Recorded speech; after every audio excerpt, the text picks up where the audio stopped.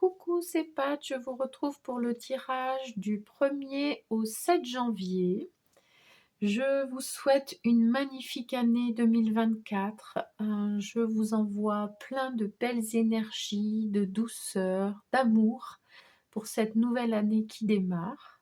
Je vous souhaite de réaliser tous vos projets, de continuer à avancer vers vos rêves, de vous faire confiance, d'oser, d'avoir de l'audace pour avancer sur votre chemin. Allez, c'est parti pour le tirage à la découverte de soi. J'espère que vous allez bien.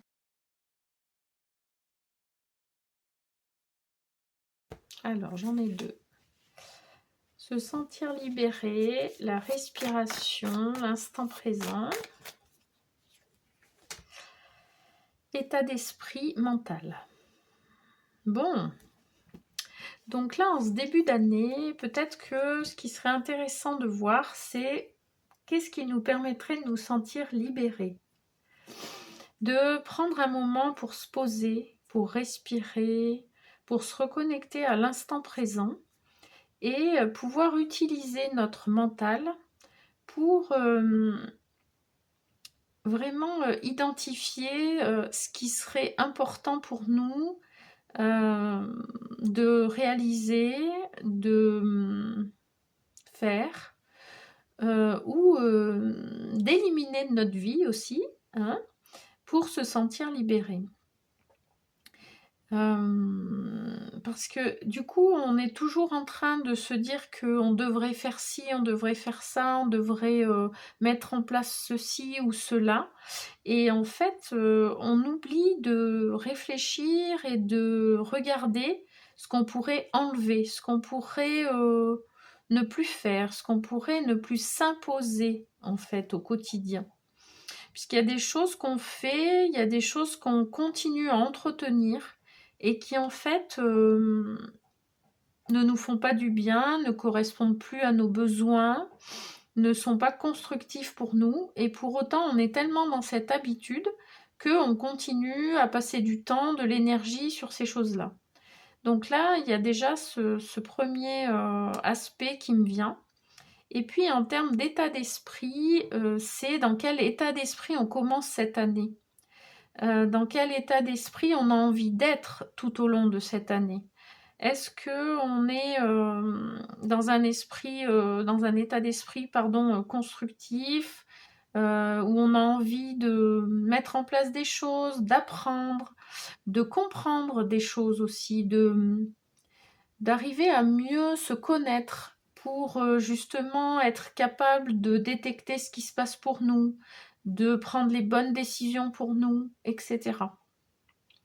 Donc c'est un peu un tirage bilan, là, qu'on nous demande de faire, en observant où on en est aujourd'hui, avec se reconnecter à l'instant présent, et puis de se mettre dans un état d'esprit et de se servir de son mental pour vraiment voir ce qui nous permettrait de nous sentir libérés.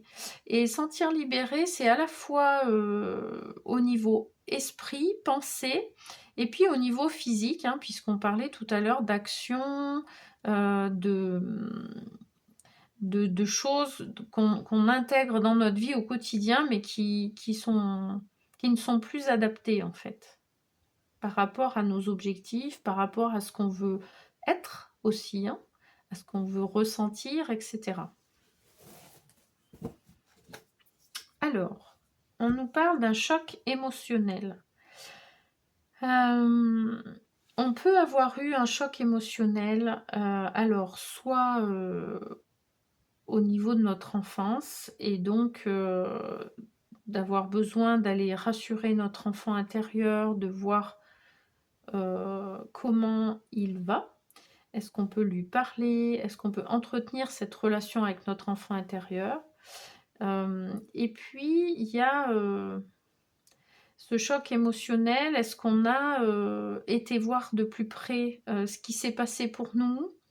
ce que ça induit chez nous, ce que ça induit comme comportement, comme, ressenti, comme état d'esprit aussi, vous voyez? Comment ça a impacté en fait notre vie jusque-là? C'est ce que je ressens là. Ouais, et on donc au niveau de notre niveau d'énergie, je vais y arriver, et puis des croyances limitantes que ça induit. Puisque suivant ce qu'on a vécu dans notre vie, ça peut être aussi, bien sûr dans les années, adolescents, et puis, dans nos années adultes, hein. C'est à tous les niveaux qu'on peut avoir des chocs émotionnels, et en fait, c'est faire le point de ça pour voir si on a été, j'allais dire, traiter ces chocs émotionnels au sens, si on ne s'occupe pas de nos blessures, de nos blessures profondes, eh bien, elles restent ancrées, elles sont là en sous-marin, et elles induisent, un niveau d'énergie qui peut être faible, qui peut être, en tous les cas, perturbé, et puis, des croyances limitantes, parce qu'on a vécu des choses, donc on est, pas assez ceci ou pas assez cela, ou trop ceci ou trop cela, et ça nous empêche quelque part de vivre notre vie au quotidien aujourd'hui, d'une manière, constructive, qui nous permettrait de construire des choses, d'élaborer des choses, d'avoir des pensées, un état d'esprit qui serait complètement différent, puisque ces croyances limitantes, par définition, elles vont nous bloquer. Elles vont nous empêcher d'oser faire des choses, d'oser, penser, d'oser rêver même, hein, parfois, hein. On va aller voir dans le Rider-Waite Tarot quelques conseils pour nous aider à avancer sur cette voie-là. Oh, c'est beau, le soleil. Bon, là, on nous dit, croyez en vous, croyez en la lumière, osez y croire en fait. Osez voir que la lumière est au bout du tunnel aussi, que on peut se sentir libéré, on peut se sentir bien, on peut se sentir légitime aussi d'être dans la lumière, de briller entre guillemets, dans le sens où de prendre sa place aussi, vous voyez. Et là, on nous parle du cavalier d'épée. Donc, cavalier d'épée, il décide, il est prêt à défendre ses idées, à défendre ses positions. C'est vraiment un chevalier prêt au combat, hein, vous voyez. Et ça peut être un combat contre nous-mêmes, hein, puisque là, on est dans voir un peu tout ça de plus près et être... c'est profond en nous et c'est pas facile d'y aller, hein, on va pas se le cacher. Mais là, on nous dit, faites le choix, c'est de votre pouvoir, c'est de votre décision, de pouvoir aller régler ça quelque part, hein. Et bien sûr que ça va pas se faire en 5 minutes, ça va pas forcément être facile, et c'est dans ce sens-là aussi où il faut avoir l'envie et le courage de le faire, mais c'est vraiment libérateur, quoi, hein. Alors, on a le 10 de bâton, et c'est ça. On va se libérer, comme ça on arrive à la fin du cycle. On s'est battu, on a vraiment mis l'énergie, on a mis les forces, on a fait tout ce qu'on pouvait faire en fait. Et là, on arrive au bout du cycle, quoi. Donc là, on nous dit, vous êtes capable d'y arriver, vous avez la force, vous avez le courage, et vous allez pouvoir aller au bout du cycle pour vous libérer des choses qui vous...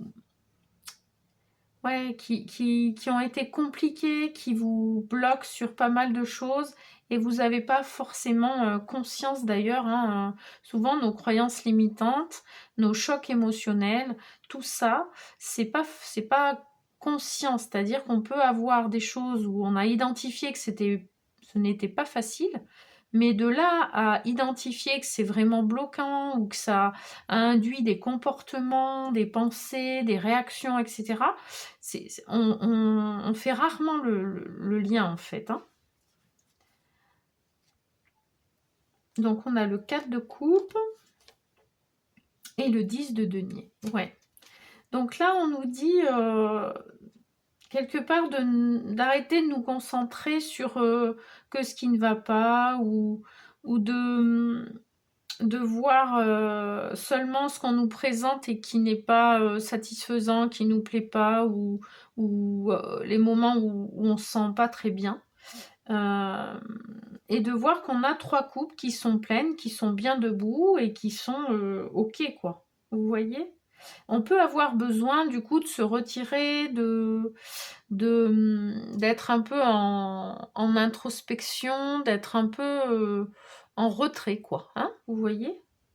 Pour pouvoir réfléchir et puis se reconnecter à notre cœur, à voir ce qui est important pour nous, puisque les couples, c'est vraiment la famille du cœur, hein, donc est-ce qu'on peut voir ce qu'on a, là où on est comblé au niveau du cœur, et puis bah, voir ce qu'on prend et ce qu'on prend pas à ce niveau-là. Et là, on nous dit qu'on a tout ce qu'il faut pour aller vers la sécurité, quelque chose de solide.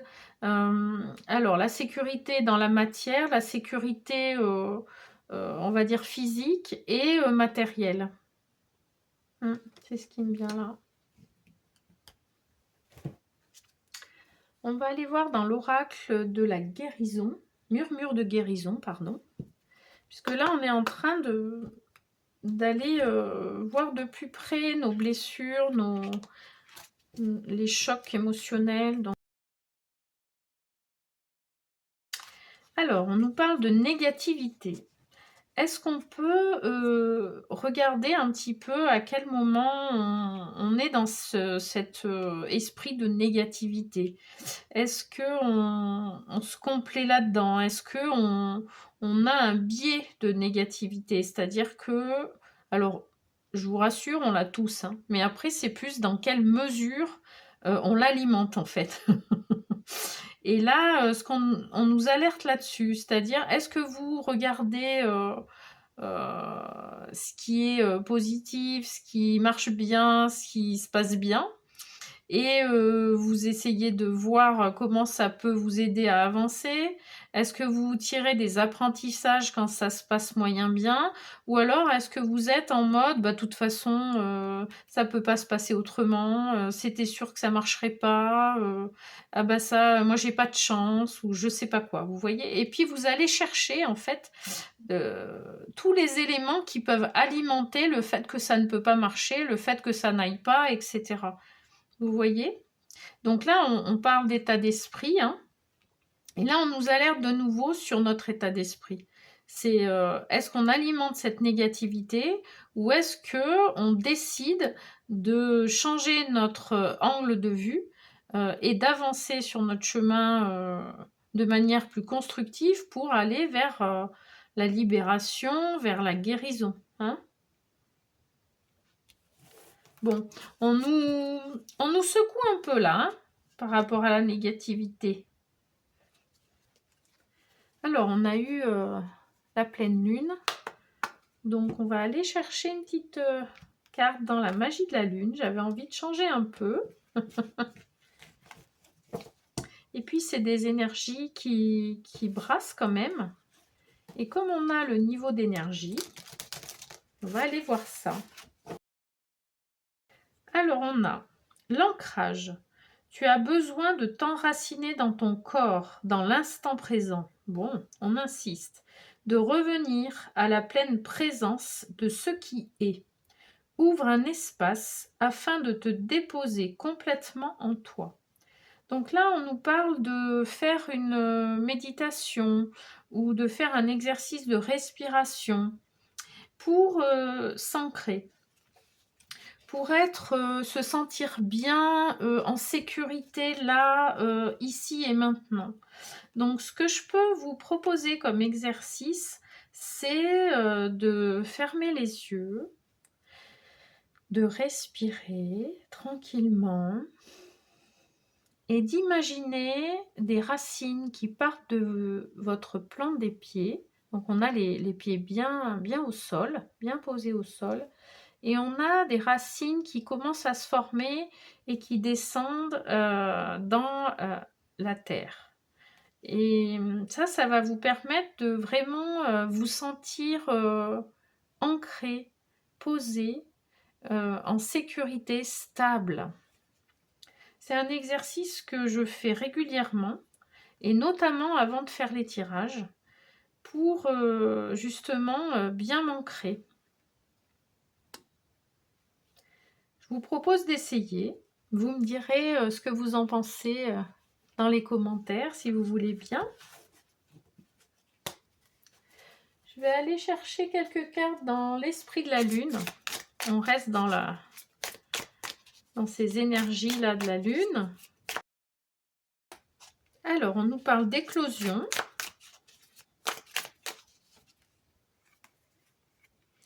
de conception et de renouveau. Wow, c'est magnifique. Donc là, ce qu'on peut nous dire, c'est que on est en train de faire un petit peu le ménage de ce qui est à enlever dans notre vie, de ce qui est à garder, de comment on peut transformer notre état d'esprit, de comment on met notre mental au service de notre bien-être, de notre évolution pour aller vers la libération. Et ça va nous permettre l'éclosion.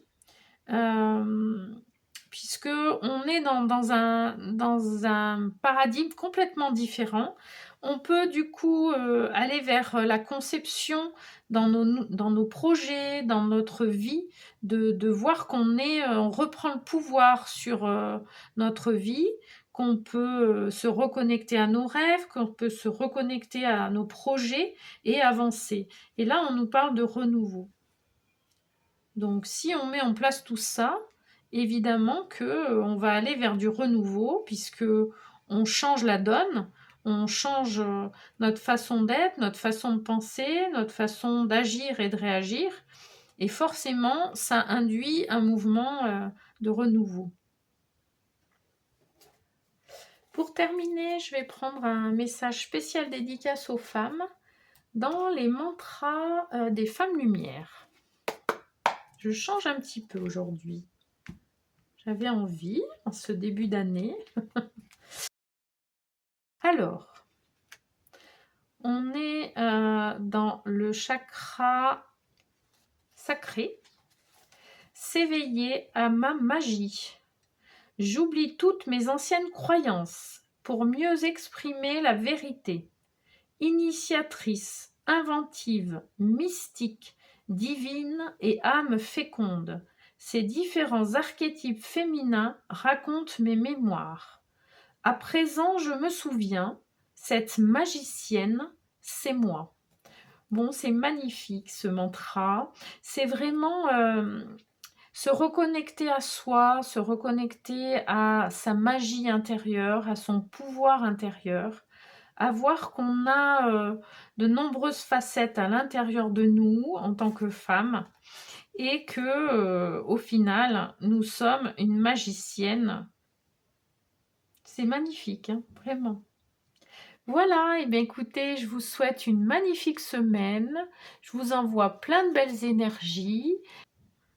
Et je vous retrouve mercredi matin pour le tirage avec une thématique sur l'évolution personnelle.